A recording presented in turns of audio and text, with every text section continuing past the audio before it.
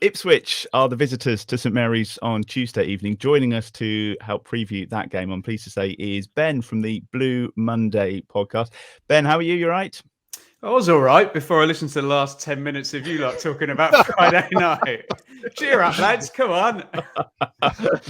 We've had this for about 3 years. So, you're absolutely flying at the moment. I mean, did you think that you'd be, sitting third in the table after 6 games? This is just like the stuff of dreams at the moment, the best start. No, absolutely. Of course we didn't. No. I always maintain if you're a League One team with momentum, a promoted team, I think you've got about 6 to 8 weeks of kind of head start on your pattern of play and your momentum against teams, like yourself, who've had a transfer window, a new manager and all of this. Pattern of play is not settled. You've got that time to sort of bank. And there's been a few coin flip games where if we weren't super confident and have basically been winning since February, we wouldn't have won them. But you know what it's like with football. You get on these runs and the muscle memory kicks in, and it's just kept going. And 5 wins from 6. We all sat there before the season, and if you can get 8 points from 5 games, you would have been well chuffed. And it's 15 points from 6 is just way beyond anything we expected, but I will take it. Unfortunately, ours is a different sort of muscle memory that kicks in. The away is it 9 points from 9 away from home? I mean, that's outstanding. Is that down to the motivation and the sort of the carryover, like you say, from last season? Potentially, yeah. I mean, I don't know if you saw our game on opening day. Sunderland they had 2 spells where we were clinging on basically, and again we're just used to winning. QPR was exactly the same. That was a coin flip, and actually they had to take out Sinclair Armstrong and Sam Field, and it's just, I know you don't want to hear it when you just conceded 9 goals in 2 games, but just everything seems to be going in. I know you have to take advantage of those things when they happen and be playing well and have a good flow to your game. But I agree with whoever it was said about Sheffield Wednesday, because that was when you talk about having a 6 to 8 week advantage from promotion. If you don't have a chaotic summer, I think they are the proof that if you do silly things and your owner rungs and mock, then you can completely throw that advantage away. So that was a comfortable win, but obviously Southampton away may not be quite as easy. Well, I mean, we'll see, because what is a given is that you'll probably score in the first 2 minutes. But what sort of football are we going to see after that? What sort of team are we going to see?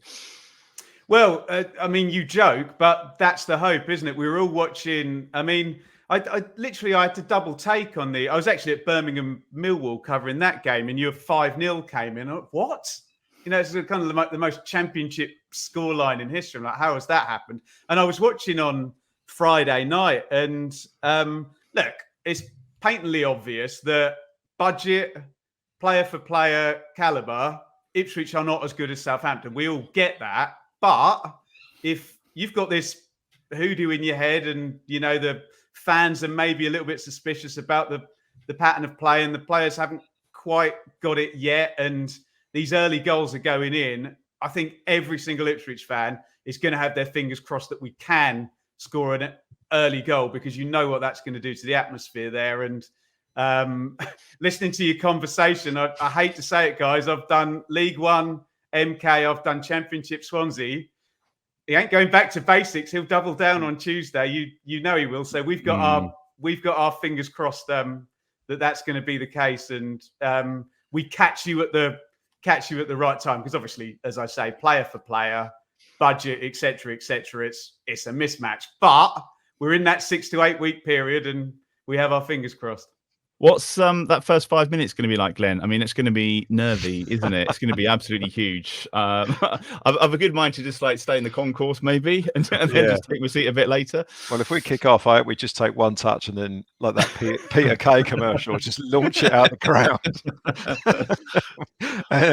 But obviously, we're not going to do that. I mean, no matter what you say, no matter what Russell Martin says to fans about keeping calm and trying not to transmit stuff to the players. If we start passing the ball across the 6-yard box, then it's going to get nervy. It's bound to, after the starts we've made in the last 2 games. I mean, we were 1-0 down after 20 seconds. We really should have been 2-0 down after about 3 minutes. Harwood Bellis did a crazy pass. Harwood Bellis is a great player, by the way. He was superb, absolutely superb for Burnley. I'm sure he would be, but you could have dropped Paolo Maldini into that place with the shambles that was going on around him.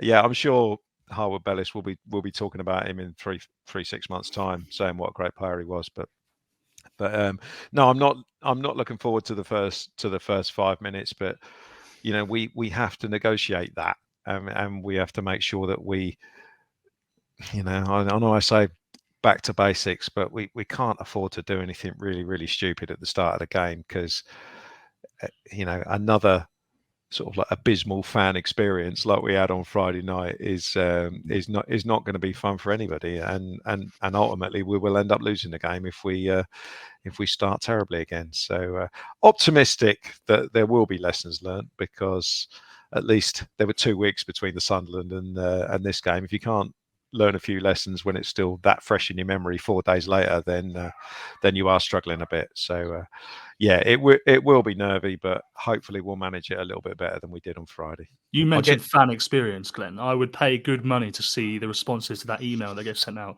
about the fan experience survey. They still do it. Yeah. They still do it. Tone deaf. But it's clearly some automated system. Of course. Surely there's got to be a sort of big red button of abort. I'm going to get score predictions from you in just a moment. I mean, Alfie, just finally, this is not the game we wanted when the team is really fragile, is it? You don't want to be playing, you're only playing a team that are good away from home, someone that's got their tails up. This is the game that we don't really want on Tuesday night. Yeah, I was just listening to Ben. I was just having a look at Ipswich's results as well. And they've defensively, apart from Leeds and obviously the other day, I can't remember against who, they've actually been pretty good. I think 4 clean sheets out of the 6 or 7 games this season, including the cups as well. So clean sheets, what are they? Exactly. Yeah. It's a miracle, isn't it? So we'll have to see. I'm nervous. They'd have much rather play this game at Portman Road. I'm sure of that. St Mary's is going to be a very interesting place on Tuesday. And I just agree with Glenn. I almost just hope for the players' sake that they just don't do anything fucking stupid in the first 10 minutes. Because if they give away a goal, it's going to be hell in there. It must be an incredibly tough atmosphere to play in. And, Russell Martin did his best to not blame supporters, which is a nice positive on last season. But he did say that it's not easy for them, in that atmosphere, and it is not easy, to be fair. He understands the fans and all this sort of stuff, but yeah, it's going to be tough. All right, let's get some score predictions then, Ben, because I know you've got to go and do your own podcast tonight. So, how do you think it's going to play out? Score prediction from you first, Ben. Everything goes towards both teams to score, doesn't it? The way we're attacking and the way you're defending and the kind of quality that you guys have got, and we expect the shot count to be high. I will actually stand up for Russ Martin for 1 sec. I did agree in his interview. I get the even as an ex-Norwich player. I get the I'm proud of the players is a bit jarring, but he was right that Leicester presented Southampton with chances as well, and Leicester's final ball and finishing was absolutely bob on, and perhaps Southampton's wasn't. So yeah, both teams to score. Look, we've got Blackburn at the weekend at home on Saturday, which would appear on paper to be an easy game. We've beaten Sheffield Wednesday. If the 3-game weekend's with 6 points, then we're laughing. If we leave with anything and goals, we'll be super, super happy with that, given the context that it's 3 games. So I'm going to sit on the fence, and I'll go for some kind of scoring draw with probably 35 shots between both sides. Well, thanks for joining us, Ben. I'm going to let you go because, as I say, you've got your own podcast to do, and we'll catch up later in the season, hopefully. So yes, I'll be down there on Tuesday. So yeah, looking forward to nice it. Stuff. All right, cheers, Ben. Thanks for joining us. Cheers. It's going to be an interesting one. Steve, score prediction from you for Tuesday? I'm done with being stupidly optimistic with yes, we're back for the time being. So 3-2 defeat. 3-2 defeat. I think we will score, but I think they'll get 3 because I think every time they have a shot on target, it'll end up going in like before. Glenn? Oh, I'm gonna still stay on the optimism train. Oh, That no. we will sort it out. It won't be fun. I think it'll be high scoring again. I'll go for a 3-2 win. Nice. Okay. Alfie, do you think the lessons will be learned? Are they going to watch Well, this one back? If Steve and Glenn both went for a positive result or a negative result, I was going to go for a positive one. But as Glenn's gone for a win, I'll stick for a draw. I'll say 2-2 draw.